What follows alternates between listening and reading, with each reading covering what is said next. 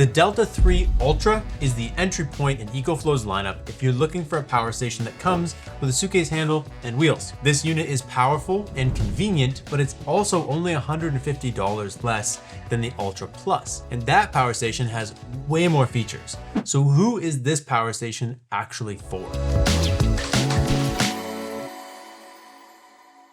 So welcome back to the lab where our opinions cannot be bought. EcoFlow has recently been releasing a ton of power stations, which is good on one hand, and it's also confusing on another hand. They have so many power stations to choose from now, and all the names are very, very similar. So when you're trying to shop for something, it's kind of getting hard to figure out what you actually need. Before we get into it though, we will leave links in the description down below to this power station, as well as any coupons we can get from EcoFlow to save you guys some money. We also have our power station quiz, so if you're trying to figure out what power station is best for you, take the quiz. It takes 30 seconds and it gives you an instant recommendation. But before we jump into everything that we really don't like about EcoFlow's Delta 3 Ultra and all the stuff that's pretty good, we're gonna hit you with a super quick spec teardown in case you're not already up to speed with this power station. First up, this thing passes the tiny baby lift test, but barely. It weighs 72 pounds, which is a pretty heavy unit. The battery bank is 3,072 watt hours, and it is not expandable. The inverter on this guy is 3,600 watts, which is pretty good. That means that you do get a true 30 amp on this guy, which we like. In terms of getting power into this, you can charge it with solar at 800 watts, which is kind of slow. It takes about 4 hours to fully charge. You can also charge it with a regular house plug in your home at 1,800 watts, which will fully charge it in about 2 hours. In terms of plugs and ports on this guy, you have 4 regular 120 volt house plugs right here, as well as that 30 amp. You also have a couple USB-Cs and a USB-A. And on the booty, you have a little trap door, which has your solar input as well as your AC input. And below that, you have a 12 volt car socket, which is nice, but it's not completely gone. And overall, in terms of design, it's very similar to all wheeled EcoFlows pretty much. Has your handles up top, has the wheels, has the suitcase handle. It's a little bit more of a dull color scheme, but overall it's functional and it works well. It sits on nice rubber feet, so it's stable. When it's there, the wheels are floating. It's a design that EcoFlow's used for their Delta 3 Pro and a couple of the Delta 3 Ultra and Ultra Plus, and it's honestly pretty good. Screen, super basic. Classic EcoFlow screen. It actually wakes when you do that. I don't know if you just noticed that. Just the little sensor there, saw my hand go in front of it. It got brighter, but it's very bright. It works great outside in the sun. Shows you everything you need to know. Nothing more, nothing less. And this works with EcoFlow's app, which is also good. It's probably one of the best power station apps that there is. You can control a bunch of stuff from a distance. You could turn the inverters on and off. You could set up different scheduled tasks. And right now, at the time of filming this, with our discount code, you can get the Delta 3 Ultra for $1,234. So I think the first and biggest thing we like about the Delta 3 Ultra is the true 30 amp plug. This is nice because if you have a camper or an RV or something like that, typically they have the 30 amp plug to get power. And this providing a true 30 amps means you could run your trailer, your camper as normal, and you're not gonna max out the power station. A lot of other power stations in the smaller end have 30 amp plugs. They don't do a full 30 amps. You end up tripping the power station out because your demand is higher than it can provide. And also talking about plugs, I really like when EcoFlow does this and they face the plugs different directions. It just makes it nice if you have something big and bulky plugged into this plug, it's gonna overhang the side instead of overlapping the rest of your plugs. So it's a nice way to make sure that you keep as many plugs usable as possible.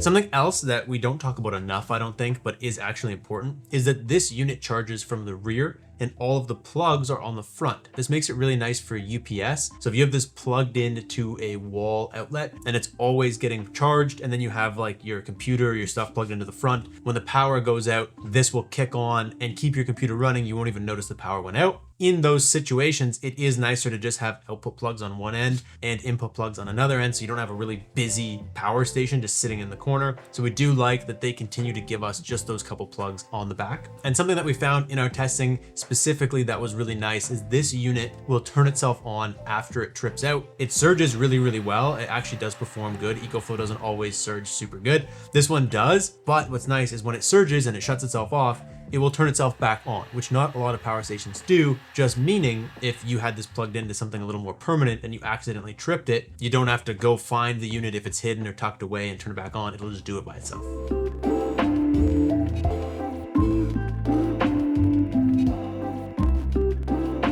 And And lastly, we really liked the results of our testing for this. Most impressive was the charge test. It actually fully charged from 0 to 100% in 2 hours even, which is impressive because other units like the Elite 300, same size battery, takes 2 hours and 45 minutes to fully charge. So EcoFlow did a good job of making this pretty efficient. In our efficiency test, it was also 82% efficient, which is still a pretty good score. Not the highest we've ever seen, but it just means that the unit is not consuming a bunch of power itself when it's running at full tilt. And the idle test was 22 watts every hour being lost to idle. Not the best numbers we've ever seen. It's not the worst number we've ever seen. It's just right there in the middle pretty much. Basically means if you had a fridge or a sump pump plugged into these AC plugs and you had them on, but there was no power coming out of them, the unit's just providing power for you to use. It's gonna use about 22 watts every hour just being on, which means it would last about 5.7 days. Not all the testing was perfect though, which bleeds us perfectly into what we don't like.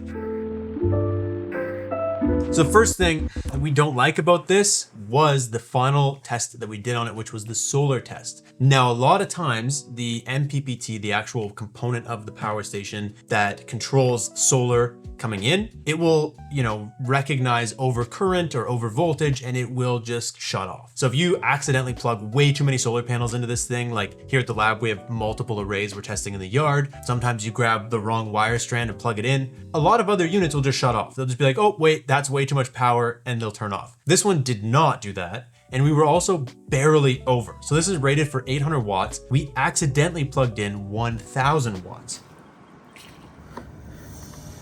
Oh, I hear noises. Oh, look at that smoke.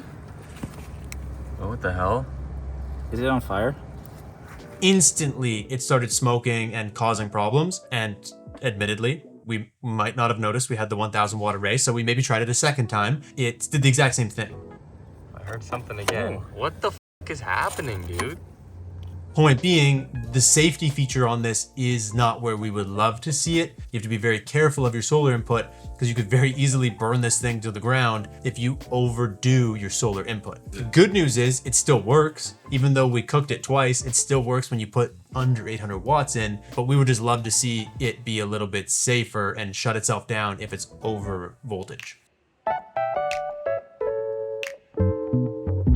Another thing we don't love is that this is not expandable. A lot of EcoFlows are. They're kind of going in the way of making so many options that only some of them are expandable, some of them aren't. It would just be cool if it was a default thing. All power stations were expandable. You shouldn't have to pre-plan if you're gonna wanna expand it. Just give us the option, and that way if you buy this, and in a year you realize you need more battery, you don't have to go buy a whole new unit. In this case, the Plus is expandable. It's $150 more, double the solar input and some extra features over there. It might just be worth going that route if you want something that's maybe expandable in the future. And the last thing we don't like about this should come as no surprise to you guys. There's no light on this power station. It weighs 72 pounds. If this is in your basement or in your garage and the power goes out and you have to move it into your home or somewhere, you can't see where you're going unless you own a headlamp. That's a major pain in the ass. I don't like that EcoFlow keeps producing new units without lights. They're very important things on power stations, and you won't realize how much that tiny little feature is important until the power goes out and you're struggling and you can't see anything and you're carrying around 72 pounds. So at the end of the day, who is a power station like this for? I'm gonna just compare this to like the base model of a car. If you're looking for something that has suitcase handle and wheels and you just wanna use it for an entry-level home backup or take it camping or something like that, but you're not really into features and you don't really care if the solar charges super fast or super slow, you just want it to work, this is a great power station. If you like tech and you like features and you like having the best performance, even if you might not use it, go with the Plus version. It is all of those things. But at the end of the day, I think no matter which one you choose, you're gonna be happy. We have a review of the other one on the channel already if you wanna check it out so you can kind of compare. Otherwise, that's pretty much all we got for you guys today. Like I said, take the power station quiz if you're still not sure. Make sure you're subscribed if you're not already, and we will catch you in the next one. Thank you so much for watching. Peace out and stay charged.